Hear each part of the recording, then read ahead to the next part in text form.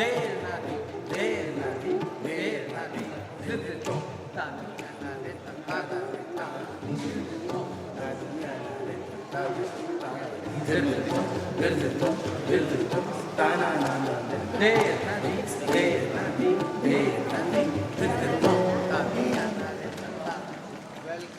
Emilio. Ravi Shankar has had us pretty busy rehearsing.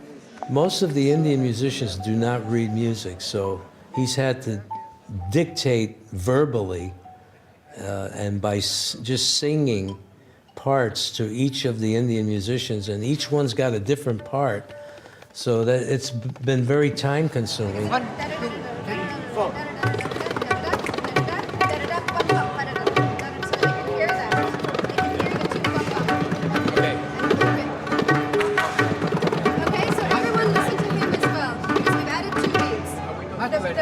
You know, I never sit down and compose music. I've never been able to do that. I'm a improviser by nature. So what I compose is like, it comes to me immediately and I just make some notes.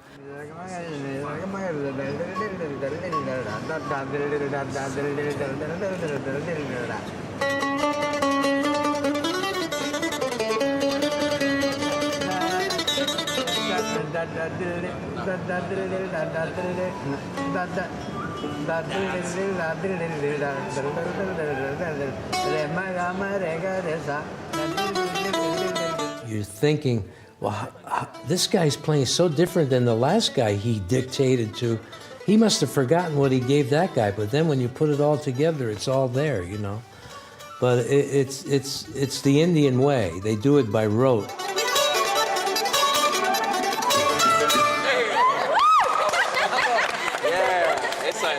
Very nice. I think that's how he works best. He likes to have the musicians there. He's not very comfortable like sitting in his head and composing it. It's once he has everyone there, he can say, you know, you try this line, and someone's playing that, and then he looks at the next person, okay, you play this, and it all happens instantaneously, and suddenly you have the whole orchestra playing something together, and it's just on the spot.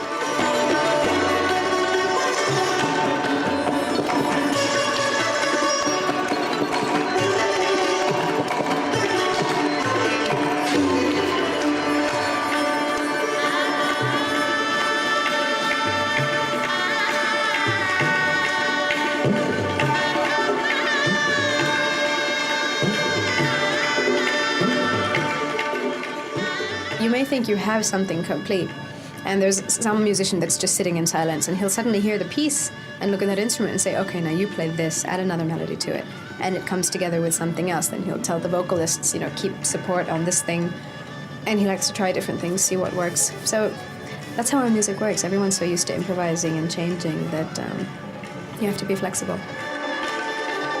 All the Indian musicians are used to doing this. The Western element hasn't quite come in yet. I'm the lone cellist sitting off in the corner. So later on, when we have a string quartet plus myself, then we'll see. Then we'll really be in the thick of blending the Western with the Eastern. We got to notate everything in Western, but then the Indians will change. If they change a part, they'll just say, "Oh, change this to that and that to this." They're done. Then the Westerners are flipping through pages, trying to figure out where, what, and why and how. So we'll try and keep up. No, please. It's a little slower. No. I want this rum-pum. So start on the fourth beat. 1, 2, 3. Rum-pum. Make it a little Make it slower. from 4 beat. Wow. And really like, now we gotta do it. The Indian music teacher at CalArts was Raviji's assistant and student for over 40 years. And he introduced me, and several of us are co-disciples, to Raviji and many other musicians as well. And that's how we connected.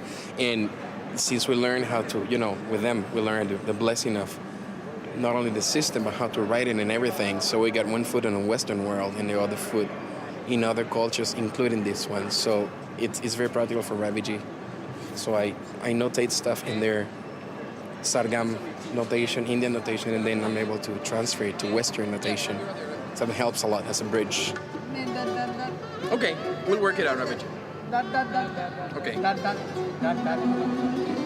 Okay, we'll be right there. So help me God. And I meant that. Okay, so the first two notes of the first line, we're gonna play that too. F sharp and G. We're gonna play that. From what I understood, we're not playing the fifth line. We were lucky in having these Western musicians, where most of them very young. So it makes a big difference because the Western musicians who are little elderly, they are very regimented in their. They take long time to pick up simple things like little twist in the rhythm. They weren't